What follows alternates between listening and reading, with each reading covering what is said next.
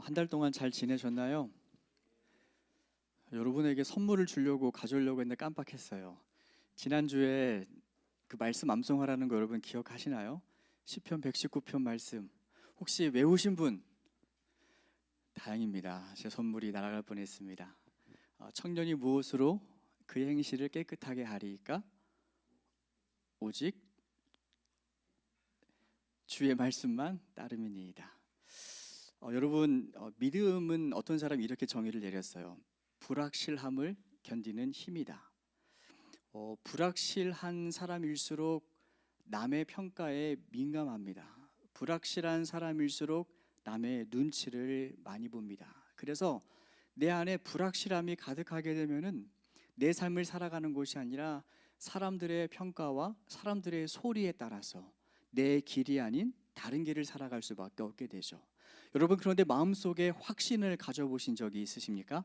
내가 그 분야의 전문가예요. 내가 이 일은 정말 수없이 해봤어요. 그러면 마음 가운데 확신이라는 것이 생깁니다. 그러면 누군가 나에게 뭐라 잘못된 것을 말해줘도 아니야, 이것은 이게 맞아. 그래서 견고한 자신의 삶을 살아갈 수 있는 그 방법이 바로 또한 확신입니다. 여러분, 그래서 우리에게는 인생을 살아갈 때 이 확신이라는 단어가 얼마나 중요한지 몰라요. 그런데 이 확신이라는 말을 우리가 사용하려면은 많은 경험이 필요하고 많은 시행착오가 필요하고 또 확실한 증거가 필요한데 우리는 다 인생을 누구나 다 처음 살아봅니다. 누구나 다 내일은 살아보지 못했고 누구나 다 지금 하는 직장 일이 처음이고 누구나 다 지금 간 학교가 처음이기 때문에 너무나 불안한 거예요. 너무나 막연한 거예요. 두려운 거예요. 이렇게 갔는데 잘못되면 어떡하지? 이 길이 맞나 틀리나? 그 마음 가운데 불안함이 가득하기 때문에 우리는 인생의 대부분을 살아갈 때 내 확신대로 사는 것이 아니라 친구들 따라 부모님 말 따라 대세를 따라 살아가고 선택할 때가 참 많습니다. 여러분, 그런데 믿음이라는 것은 제가 아까 뭐라고 정의를 내렸었죠? 불확실함을 견디는 힘. 우리에게 왜 믿음이라는 것이 필요하냐면요, 내게 믿음이 있으면 그 불확실함 속에서도 내게 주어진 삶을 끝까지 견고하게 지켜나갈 수 있는 능력이 있는 거예요. 허비하지 않는 거예요. 눈치 보지 않는 거예요. 여러분, 그래서 우리에게는 믿음이라는 것이 너무나 중요합니다. 하나님께서 아브라함을 불렀어요. 아브라함을 부르고 이렇게 이야기를 하죠. 내가 너에게 지시할 땅으로 가라. 여러분, 지시할 땅이니까 아브라함에게는 확신이었을까요? 불확실함이었을까요? 불확실함이 가득하죠. 아니, 목적지를 말씀해 주시지. 내가 거기에 갈 수 있는 교통편 다 표 끊어놨다. 내가 사람 준비해놨다. 너는 그냥 가기만 하면 돼 해서 내 여행 스케줄, 인생 스케줄을 짜주시고 나에게 주면은 마음에 좀 확신이 생기겠어요. 그러면 담대하게 갈 수 있겠어요. 그런데 하나님께서 아브라함에게 뭐라 말씀하시냐면은 내가 너에게 지시할 땅, 목적지도 정확치가 않고 준비한 것도 있다고 말씀하지도 않고 그냥 지시할 땅으로 가래요. 그러면 우리는 두려워요. 불안해요. 부모님께 물어보거나 친구에게 물어보거나 이게 맞나 틀리나, 다른 사람들은 어떻게 하나님을 믿어갔나, 이렇게 불안하고 그런 여론조사, 상황조사 하는데 대부분의 시간을 허비하고 말았을 거예요. 그런데 아브라함은 어떻게 했냐면요, 그 길을 떠나 확신 있게 갑니다. 아니, 어떻게 불확실한 부르심 속에서 확신 있게 인생을 살아갈 수 있지? 여러분, 어쩌면 우리도 이렇게 하나님께 부름받은 아브라함 같은 존재 아니에요? 어떤 직업을 가져야 될지, 내가 나중에 장차 무엇을 해야 될지, 내가 어디에서 뭘 하며 살지 우리는 확실하게 말할 수 있는 사람이 우리 중에는 거의 없어요. 아무도 없어요. 우리도 역시 하나님께 부름받은 거나 마찬가지예요. 내가 너에게 대한 계획이 있어. 하나님, 저 들었어요. 알아요. 내가 너를 사랑해. 그것도 알아요, 하나님. 그런데 내가 너에게 지시할 땅으로 가 하면은 여기 계신 분들 중에 누가 과연 확신 있게 하나님, 제가 가겠습니다. 제가 순종하겠습니다. 제게 말씀만 해주십시오 하고 따라갈 수 있는 사람이 과연 몇 명이나 될까요? 우리에게 중요한 것이 있습니다. 그러면 아브라함은 어떻게 불확실한 그 상황 가운데서 확신 있는 인생을 살아갈 수 있었을까? 딱 하나입니다. 우리의 상황은 여전히 불확실하고 불안정적이고 여전히 미지수지만 확실한 하나가 있어요. 그게 뭐냐면 나를 부르신 하나님은 살아계신다. 내 인생에 불안한 조건과 변수가 너무나 많지만 아브라함이 확신 있게 갈 수 있었던 유일한 하나는 나를 부르신 하나님은 확신하시기 때문에 그 분께 대한 믿음을 두었기 때문에 그렇게 떠나라면 떠날 수 있게 되는 거죠. 부르신 분이 하나님이시니까 책임져 주겠지. 가라고 했으니까 재워주겠지. 나를 불렀으니까 쓰실 때가 있겠지. 여러분, 우리에게도 이 하나님께 대한 확실한 믿음이 필요합니다. 여러분, 그러려면 우리가 하나님께 대한 그 확실한 믿음을 가지려면 우리가 어떻게 되냐면요, 하나님을 알아야 돼요. 하나님을 안다라는 말은 하나님께 대한 인포메이션을 말하는 게 아니에요. 하나님은 어떤 하나님이고 하나님은 뭐 좋아하시고 성경에 뭐라 하라 하지 말라 써 있고, 여러분, 그 하나님에 대한 인포메이션을 말하는 게 아니에요. 하나님을 안다라고 하는 것은 살아보는 거예요. 하나님을 안다라고 하는 것은 하나님을 직접 경험해 보는 거예요. 우리가 연예인들에 대해서 프로필을 보고 연예인이 어디 살고 혈액형 뭐고 어떤 노래 좋아하고 알 수 있어요. 근데 그 인포메이션은 아는 게 아니에요. 그냥 지식일 뿐이지. 근데 내가 직접 누구를 만났어요. 저 사람은 이런 성향이고, 저 사람은 정말 배려심이 많고, 저 사람은 이것을 좋아하는구나. 그래, 그 사람이면 이렇게 선택할 거야. 이렇게 그 사람에 대해서 인격적으로 깊이 알아가는 길은 그 사람을 직접 만나보고 경험하는 것뿐이에요. 그래서 여러분이 하나님을 안다, 혹은 하나님께 대한 확신 있는 믿음을 가지려면 여러분은 하나님께 나아가야 되는데, 이 나아가는 과정을 우리가 신앙에서 무엇이라 말하냐면요, 홀로서기라고 합니다. 홀로서기. 주변의 상황에 눈치를 보지 않고 하나님 앞에 홀로 설 수 있는 사람. 여러분, 홀로서기란 것이 무엇이냐면요, 나를 수식하고 있는 모든 것을 다 내게서 떼내는 거예요. 나의 학교, 직업, 사람들의 평가, 내가 그것에 기대어서 하나님을 바라보는 것이 아니라 그 모든 것들을 다 떼내고 나는 과연 어떠한 존재인가 하나님 앞에 혼자 서보는 거예요. 사람들이 나에 대해 굉장한 부정적인 평가를 해요. 쟤는 이것도 못하고 저것도 못하고 직업도 시원찮고 쟤는 좀 별로인 것 같아. 근데 그러한 모든 내가 귀 기울이고 있던, 의지하고 있던 모든 평가를 다 떼내고 하나님께서는 정말 나에 대해서 어떻게 평가하시나 하나님께 나아가는 그 믿음의 자세가 홀로서기라는 거예요. 여러분, 이 홀로서기가 참 중요합니다. 여러분, 홀로서기가 왜 중요하냐면요, 누군가가 이런 말을 했어요. 어떤 시인인데, 인간은 홀로 설 수 있을 때 누군가의 참된 친구가 될 수 있다. 다시 한번 들어보세요. 인간은 홀로 설 수 있을 때 누군가의 참된 친구가 될 수 있다. 내가 그 사람 곁에서 힘이 되어주고 싶고 친구가 되어주고 싶은데 그 사람이 홀로 서지 못하고 자꾸 기대요. 그러면은 그 사람에게 친구가 되어주는 것이 아니라 오히려 짐이 될 뿐이에요. 그러니까 우리가 인간관계에 있어서도 정말로 누군가에게 곁에 있어주고 싶고 정말로 누군가에게 도움을 주고 싶으면 일단 내가 홀로 설 수 있는 존재가 돼야 돼요.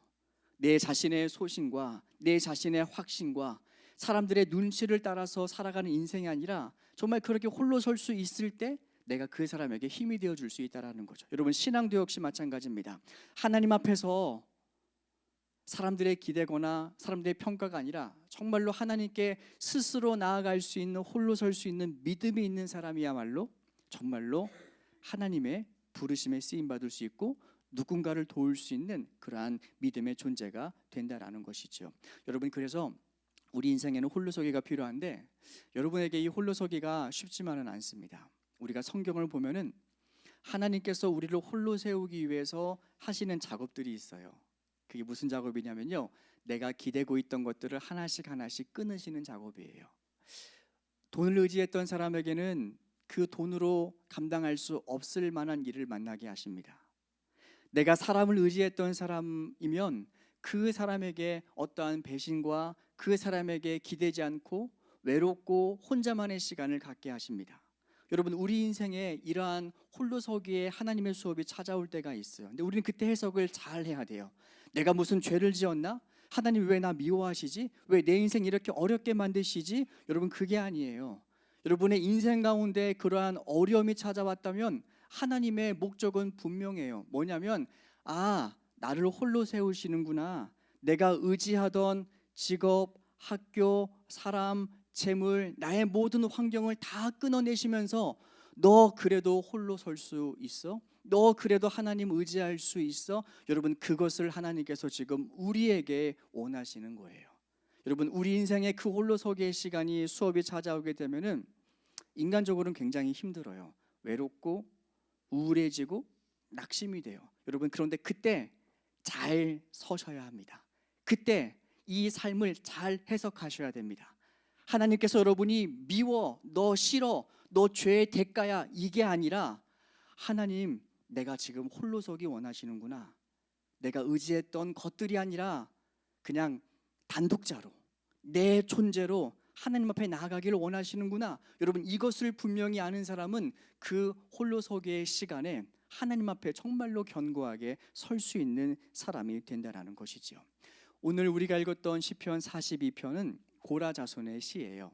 시간이 더 있으면 이 고라 자손의 가문의 이야기도 함께 들어보면 좋은데, 아무튼 이 고라 자손의 시편인데 우리가 잘 알고 있는 시편입니다. 사슴이 시냇물을 찾기에 갈급한 같이, 이렇게 시작을 하죠. 여러분, 5절 말씀, 우리 화면을 보시고 5절 말씀을 같이 한번 읽어보겠습니다. 우리 화면에 혹시 띄워주실 수 있나요? 42편 5절 같이 읽겠습니다. 시작.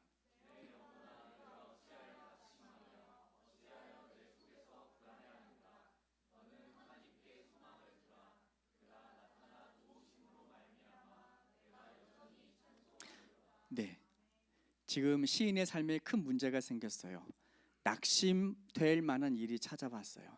인생이 굉장히 불안해요. 그런데 왜 불안한가를 봤더니 4절 말씀 좀 한번 떼어주시겠어요? 4절 3절부터 읽겠습니다. 시작. 사람들이 종일 내게 하는 말이 내 하나님이 어디 있느냐 하오니 내 눈물이 주야로 내 음식이 되었도다. 내가 전에 성의를 지키는 무리와 동행하여 기쁨과 감사의 소리를 내며 그들을 하나님의 집으로 인도하였더니 이제 이 일을 기억하고 내 마음이 상하는도다. 여러분, 이게 무슨 말이냐면 4절을 잘 보세요. 내가 전에 성의를 지키는 무리와 함께 동행하고 기쁨과 감사로 예배를 드렸고 또 그들을 하나님의 집으로 인도하였었어요. 그러니까 시인은 요즘 말로 말하면 교회의 리더였었어요. 사람을 데리고 가서 하나님께로 같이 예배하고 그들을 권면하고 독려하는 리더였었어요. 그런데 시인의 삶에 무슨 문제가 생겨요. 무슨 고난과 실패와 아픔이 찾아와요. 그랬더니 옆에 있던 그 지체와 동료들이 뭐라 말하냐면은 3절, 야, 너 하나님 제대로 믿은 거 맞아? 네 하나님 있는 거 맞아? 아니, 겉으로 볼 때 믿음이 굉장히 좋아 보이는데 왜 그렇게 네 삶은 어려워? 너 믿음 잘못된 거야. 네가 잘못 살아서 그런 거야. 수없는 사람들, 그러니까 함께 했던 지체들이 그렇게 내 삶을 판단하고 나를 판단하니까 마음이 낙심되고 상하고 하루 종일 눈물이 음식이 되었다라는 것이 바로 이 42편의 시인의 고백입니다. 여러분, 우리가 살 때 이런 소리가 참 많죠. 시인은 지금 무엇 때문에 낙심이 되었냐면요, 사람들이 내 삶을 보고 판단하는 그 판단과 평가의 소리에 귀를 기르다 보니까 마음이 낙심이 된 거예요. 그렇지 않아도 지금 내가 감당해야 될 삶의 문제가 너무나 힘들고 어려운데 나를 도와주기는커녕 옆에서 아유, 내 그럴 줄 알았다, 아유, 너 또 그래, 이런 식으로 사람들을 평가하니까 마음이 무너지고 너무나 속상한 거죠.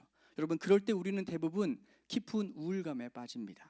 깊은 슬픔과 절망에 빠집니다. 그래서 심지어 정신적인 질환을 갖기도 하지요. 그런데 감사하게도 다행히도 여러분, 이 42편 시인이 잘했던 것이 있어요. 여러분, 그게 무엇이냐면요, 5절 다시 한번 띄워주시겠어요? 시인이 하나님 앞에 나아갑니다.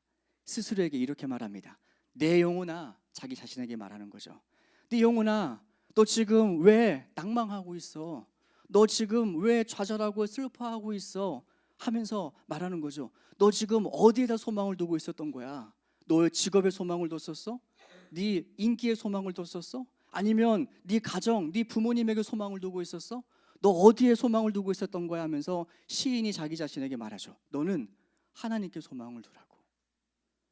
너의 인생을 책임져 주시고 너를 진짜로 인도하실 수 있는 능력과 힘이 있는 그 하나님께 소망을 둬야 되지, 왜 지금 사람들의 평가와 눈치와 다른 수많은 변두리적인 것에 너의 소망을 두고 살았냐고 스스로 자기 자신을 깨우고 있는 거예요. 여러분, 이렇게 시인이 자기 자신의 영혼을 깨웁니다. 그랬더니 그 전까지는 낙심하고 우울하고 눈물 흘리던 이 시인이 변화가 됩니다. 어떻게 변화가 되냐면요, 보세요. 하나님께 소망을 두라. 그가 나타나 도우심으로 말미암아 내가 여전히 하나님을 찬송하리로다. 여러분, 이 시인이 홀로 섰어요. 그 전까지는 사람들의 평가가 두려웠었고, 내가 하고 있는 일이 잘못되면 어떡하지? 내가 선택한 이 삶이 실패하면 어떡하지? 여러 가지 것들이 실패하고 두려웠었는데, 지금 시인이 뭐라고 고백하냐면은, 그렇지 않아. 나는 내 인생에 부르신 그 하나님으로 인하여 여전히 찬송하는 삶을 살 거야. 작정하고 홀로 선 이 시편의 기자의 음성을 우리가 한번 들어봤으면 좋겠습니다. 여러분, 우리가 정말로 중요한 것은 내 인생에 문제가 찾아왔을 때 그 문제를 해결할 사람을 찾아다니는 것이 아니에요. 내 삶에 실패가 찾아왔을 때 친구들하고 술 한잔하면서 그 문제를 잠시 잊는 것이 해결책이 아니에요. 여러분 가운데 낙심되고 슬프고 힘들고 이해 못할 일이 찾아왔을 때 여러분이 해야 될 가장 중요한 것은 하나님 앞에 나아가서 홀로 서는 거예요. 여러분, 그 순간이 찾아오면요, 기도하세요. 문 닫고 조용히 하나님께 시간을 정해서 지속적으로 나아가세요. 그 시간이 찾아오면요, 성경을 펴세요. 평안할 때 읽었던 1시간의 성경보다 눈물 나고 힘들고 아픈 순간에 읽는 그 성경 한 구절의 농도는 비교할 수가 없습니다. 사람들이 나를 평가하는 것이 아니라 나를 지으시고 내 인생의 계획을 갖고 계신 그 하나님이 나를 어떻게 평가하시는지가 정말 중요하기 때문에 그 하나님의 판단과 평가를 받아보자는 거죠. 기도해보자는 거죠. 말씀을 읽어보자는 거죠. 정말 그런지, 정말 낙심할 일인지, 정말 슬퍼야 될 일인지, 정말 끝난 것인지 하나님 말씀을 읽어보자는 거죠. 여러분, 그렇게 성경을 펴고 하나님 말씀을 한 구절 한 구절 읽을 때 여러분, 그 속에서 하나님의 음성이 들려옵니다. 그 시간과 그 상황 속에서만 들을 수 있는 하나님의 말씀, 그 아픔과 그 상처가 아니었으면 들을 수 없는 하나님의 음성을 여러분 그때 들을 수 있는 거예요. 여러분, 그 음성이 들려오면은 사는 거예요. 그 음성이 내 마음 가운데 꽂히면 힘이 나요. 소망이 생겨요. 남들은 안 된다고 하지만 여러분, 희망과 소망이 생기는 그 하나님 앞에 홀로 설 때 여러분, 우리의 신앙은, 우리의 인생은 눈치를 보면서 어디로 갈까? 지금 대세가 뭐 해야 되는데, 이게 아니에요. 지금 사람들이 나를 이렇게 평가하는데 나 정말 못하나? 그런 우울한 삶이 아니라 하나님 앞에 한 번도 가본 적이 없는 인생이지만 그러나 하나님으로 인하여 확신 있게 살아갈 수 있는 그 삶이 시작될 수 있다라는 거죠. 부끄럽지만 제 삶을 잠깐 이야기해 보면 하도 많이 이야기해서 이야기한지 안 한지 모르겠는데, 저는 이제 어릴 때 유치원을 안 다녔어요. 유치원을 안 다니고 바로 초등학교에 갔어요. 아무것도 기억자도 모르고 초등학교에 갔어요. 그러다 보니까 제 기억에 나요. 초등학교 1학년 선생님 얼마나 그때 어린 나이에 상처를 많이 받았던 것 같아요. 저희 어머니께 전화했대요. 얘 데려가라고, 못 가르치겠다고. 아는 것이 하나도 없으니까 얘 좀 가르쳐서 좀 데려오라고 이렇게 했었대요. 그래서 제 어릴 때 초등학교의 기억은 여기 어르신들은 좀 알겠지만 그때 나머지 공부라는 게 있었어요. 여러분, 나머지 공부 아세요? 잘 모르시죠? 학습이 미진한 아이들을 남겨놓고 선생님이 공부를 시키는 게 나머지 공부예요. 그때 저는 항상 나머지 공부라는 단골이었었죠. 근데 그렇게 뭐랄까, 이렇게 경제적인 조금 어려움과 또 그 시기를 살아왔었는데 언젠가 제 마음 가운데 주시는 하나님의 놀라운 은혜가 있었어요. 그래서 제가 가물가물한데 초등학교 6학년 때인가 중학생 때인가 제가 제 책상 앞에 스케치북으로 이렇게 써서 붙여놨던 적이 있어요. 내가 잘 될 수밖에 없는 이유. 간도 크죠. 그 모양인데, 성적이든 뭐 환경이든 그 모양인데 제가 이렇게 붙여놨었어요. 내가 잘 될 수밖에 없는 이유. 첫 번째, 하나님이 나를 사랑하시기 때문에. 두 번째, 어머니의 기도 때문에. 세 번째는 제가 기억이 잘 안 나요. 그 두 가지를 제가 이렇게 스케치북으로 써서 붙여놨던 기억이 있었어요. 그러니까 사람들은, 학교 선생님과 친구들은 아유, 쟤는 정말 전응아야, 쟤는 정말 공부도 못하고 필요할 때가 없는 것 같아. 그런데 하나님의 관점은 그게 아니었거든요. 저희 어머니는 항상 말씀하세요. 너는 사람들 앞에 서는 사람이 될 거야. 너는 하나님께서 사람들 앞에 세우는 그런 목회자가 될 거야 라고 어릴 때부터 제게 사람들의 관점이 아닌 하나님의 관점을 들려주셨어요. 그래서 그 관점으로 저를 바라보니까 세상의 평가에 연연하지 않게 살 수 있게 된 거예요. 여러분, 우리에게 진짜로 중요한 건 뭐냐면 우리의 환경이 나를 정해주는 것이 아닙니다. 여러분의 직업, 여러분의 능력도 한순간에 사라지고 필요 없을 때가 있습니다. 여러분을 정의하고 존재케 하는 것이 여러분을 지지하는 사람이 될 수도 없습니다. 여러분을 지지하는 그 사람도 언젠가는 세상을 떠날 때가 있어요. 그럼 여러분, 우리는 어떻게 설 수 있을까요? 내 환경과 직업도 나를 세우지 못하고 나를 지지하는 사람도 나를 세우지 못하면 우리가 어떻게 내 인생을 확신 있게 살아갈 수 있을까요? 그것은 여러분을 부르신 하나님을 만나러 가는 거예요.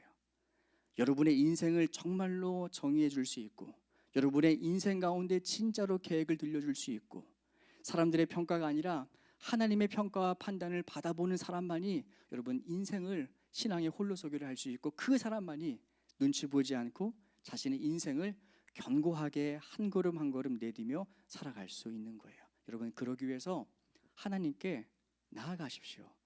홀로 서십시오.